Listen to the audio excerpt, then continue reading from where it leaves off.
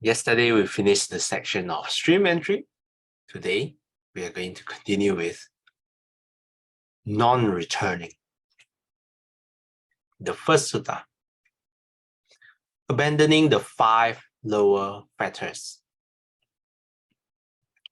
There is a path and way, Ananda, to the abandoning of the 5 lower fetters, that anyone without relying on that path and way might know or see or abandon the 5 lower fetters. This is not possible. Just as when there is a great tree standing possessed of hardwood, it is not possible that anyone might cut out its hardwood without cutting through its bark and sapwood.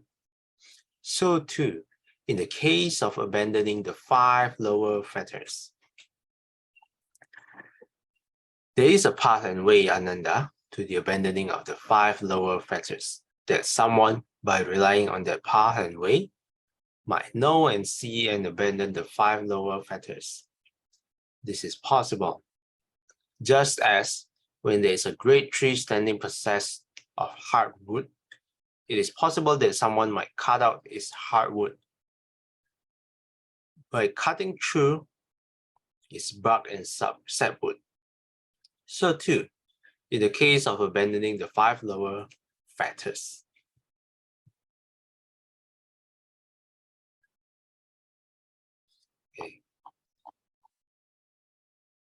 Okay, this is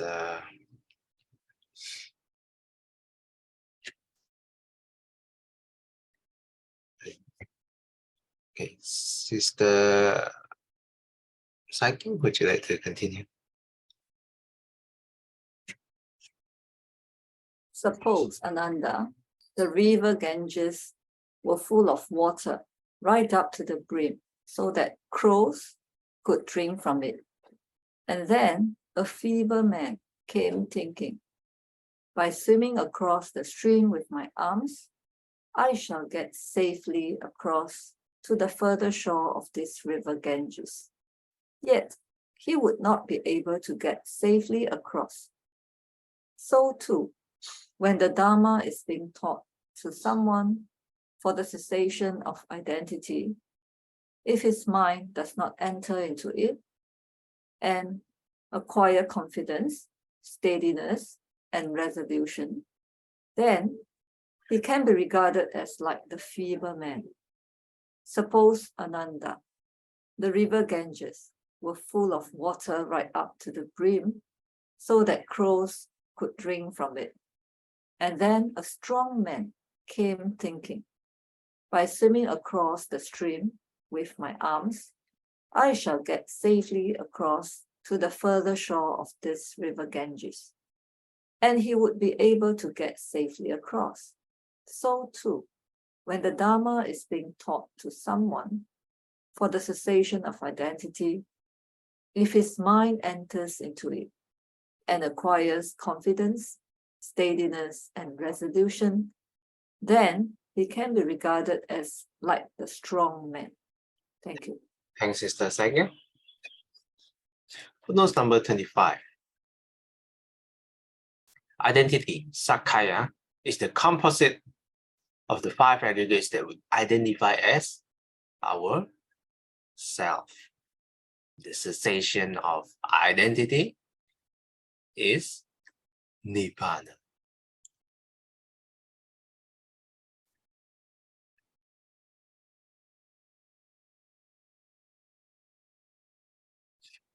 So the first section that we read talks about someone needs to rely on the path and the way.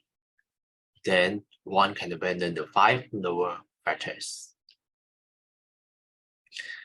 The section that Sister Saikyang read, if you are feeble, then you can't cross the river. He will not be able to get safely across. But if you are a strong man,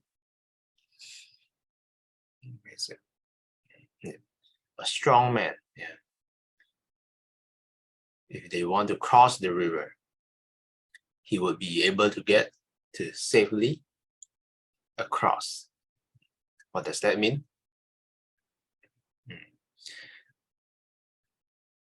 His mind enters into it and acquires confidence as like the strong man.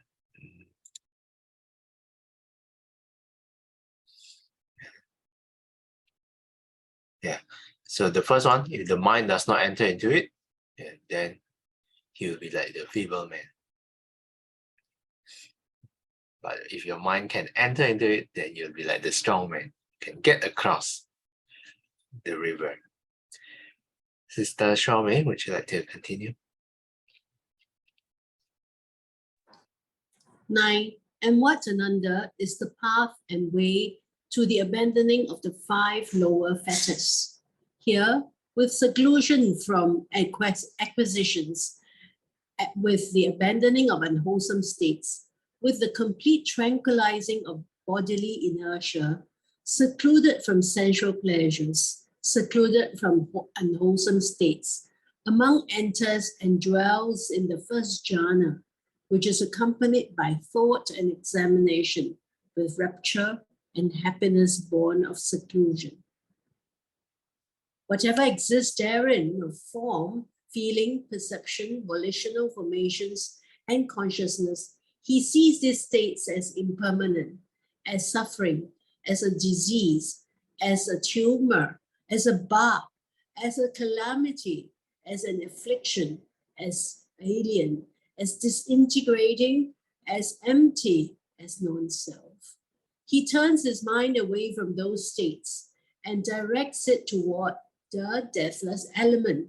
Thus, this is the peaceful, this is the sublime, this is the stilling of all formations, the relinquishing of all acquisitions, the destruction of craving, dispassion, cessation, nibbana. If this is steady in that, if he is steady in that, he attains the destruction of the chains. But if he does not attain the destruction of the chains, then through that very desire for the Dharma, that delight in the Dharma, with the destruction of the 5 lower fetters, he becomes at one due to be reborn spontaneously in the pure abodes, and there attain final Nibbana without ever returning from that world. This is the path and way to the abandoning of the 5 lower fetters. Thanks, Sister Shawmei. Okay, there's a lot of footnotes here. The whole section that Sister Shawmei read is about the path and the way abandoning of the 5 lower fetters. Okay, footnotes number 26. Here with seclusion from acquisitions. Upadi, in the present context, this word seems to mean material possessions. So with seclusion from material possession.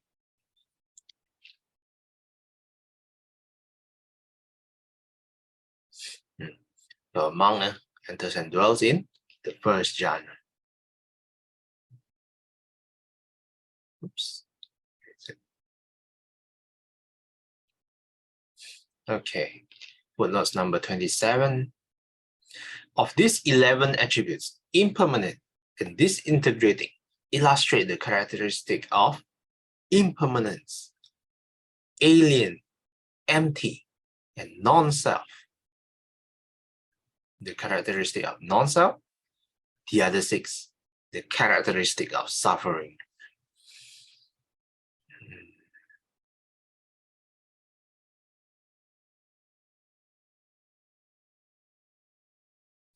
Disintegrating, okay. So yeah, the footnote says here, the impermanent, let me highlight, and disintegrating. This indicates impermanence. Okay, let's take a look again. Alien, empty, and non-self. Yeah, so it is jumping around. So let me highlight it. Alien, empty, and non-self. Okay. Let me highlight orange. Okay, non-self as well. So these 3. And the last 3 The last six, the other six are all regarded as suffering. Disease, tumor, barb, calamity, affliction, and of course suffering itself. Let me highlight in yellow. So all these six. So we have the 3 marks here: impermanence, non-self, suffering. Impermanence highlighted in red, non-self in orange, and the rest of the 6 is regarded as suffering. Footnote number 28. P.S. the commentary, he turns his mind away from the 5 aggregates included within the jhana, which he has seen to be marked with the 3 characteristics. The deathless element, amata dhatu, is nibbana. First, he directs his mind to it with the insight consciousness, having heard it praised as peaceful and sublime, and so forth. Then, with the supramundane path, he directs his mind to it by making it an object and penetrating it as peaceful and sublime, and so forth.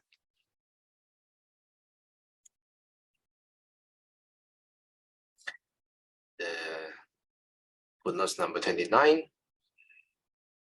Attain final nibbana without ever returning to this world. Dhamma rajena Dhamma nandiya. It seems that this desire for the Dhamma and delight in the Dhamma do 2 things simultaneously. Because they are directed toward the Dhamma, they propel the disciple to the destruction of the 5 lower fetters. But because they are still desire and delight, they prevent the attainment of arahantship.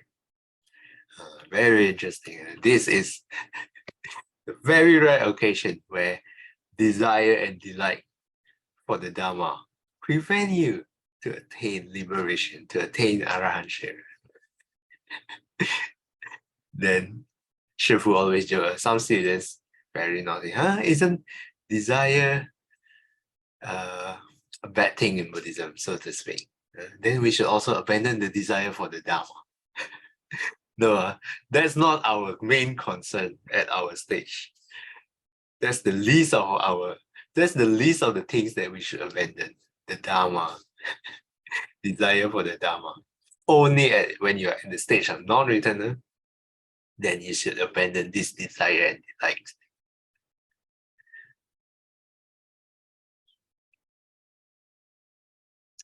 Okay, that's a long one. Okay, Sister Chaikwan, would you like to continue? Again, with the subsiding of thought and examination, amongst enters and dwell in the 2nd jhana. Again, with the fading away as well of rupture, among enters and dwells in the 3rd jhana. Again, with the abandoning of pleasure and pain, among enters and dwells in the 4th jhana, which has neither pain nor pleasure, and purity of mindfulness due to equanimity. Whatever exists therein of form, feeling, perception, volitional formations, and consciousness, he sees those states as impermanent, as non-self.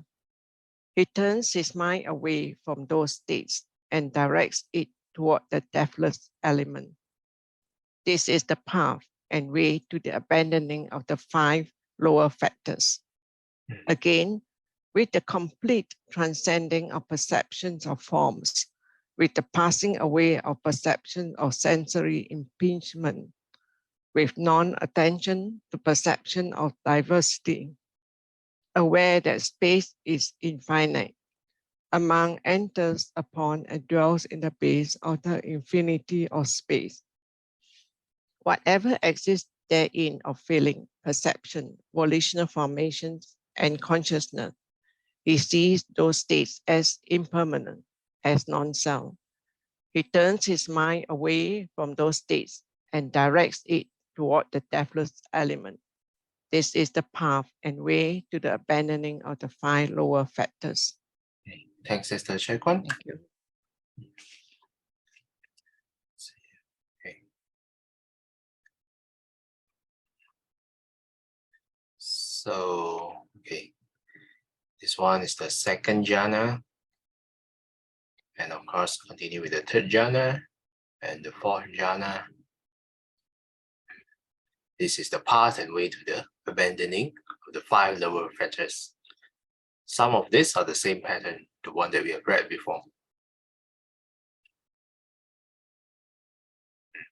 And then there's also the base of the infinity space, a state 1 level above the jhana. Footnote number 30. Here, in the formless attainment, the sutta mentions only the 4 mental aggregates. The aggregate of form is excluded. That's why it's called formless attainments. Sister Aikim, would you like to continue? Again, by completely transcending the base of the infinity of space, aware that consciousness is infinite, among enters upon and dwells in the base of the infinity of consciousness. Whatever exists therein of feeling, perception, volitional formation, and consciousness, he sees those states as impermanent, as non-self. He turns his mind away from those states and directs it toward the deathless element, until this is the path and way to the abandoning of the 5 lower fetters. Again, by completely transcending the base of the infinity of consciousness, aware that there is nothing, among enters upon and dwells in the base of nothingness. Whatever exists therein of feeling, perception, volitional formations, and consciousness, he sees those states as impermanent, as suffering, as a disease, as a tumor, as a bug, as a calamity, as an affliction, as alien, as disintegrating, as void, as non-self. He turns his mind away from those states and directs it towards the deathless element thus. This is the peaceful, this is the sublime, that is the stilling of all formations, the relinquishing of all acquisitions, the destruction of craving, dispassion, cessation, nibbana. If he is steady in that, he attains the destruction of taints. But if he does not attain the destruction of taints, then through that very desire for the Dharma, that delight in the Dharma, with the destruction of the 5 lower fetters, he becomes one due to be reborn spontaneously in the pure abode, and there attain final Nibbana without ever returning from that world. That this is the path and way to the abandoning of the 5 lower fetters. From Majjhima Nikaya 64, Maha Malunka Sutta. Thank you. Sadhu, sadhu, sadhu. Thanks, Sister Aikim. Any footnotes here? So just now, after the base of the infinity space, then the monk can enters upon and dwells in the base of the infinity of consciousness. And then afterwards, base of nothingness. After base of nothingness, finally, the monk can turns his mind away from those states and directs it toward the deathless element. This is the common stock passage you will see in Nibbana. This is peaceful, this is sublime. The destruction of craving, dispassion, cessation of Nibbana. If he can destroy the taints, then he will become Arahantship. If not, he will be reborn in the pure abodes and attain final Nibbana without ever returning from that world. And this is how, this is the path and way to the abandoning of the 5 lower fetters. So here, I recall Bhikkhu Bodhi mentioned before, this pure abodes is what inspires the later tradition of Pure Land. You always hear, oh, if one is reborn in Pure Land, then they will become enlightened afterwards. So this is the parallel of it. If you reborn spontaneously in the pure abodes, you will attain final Nibbana without ever returning from there.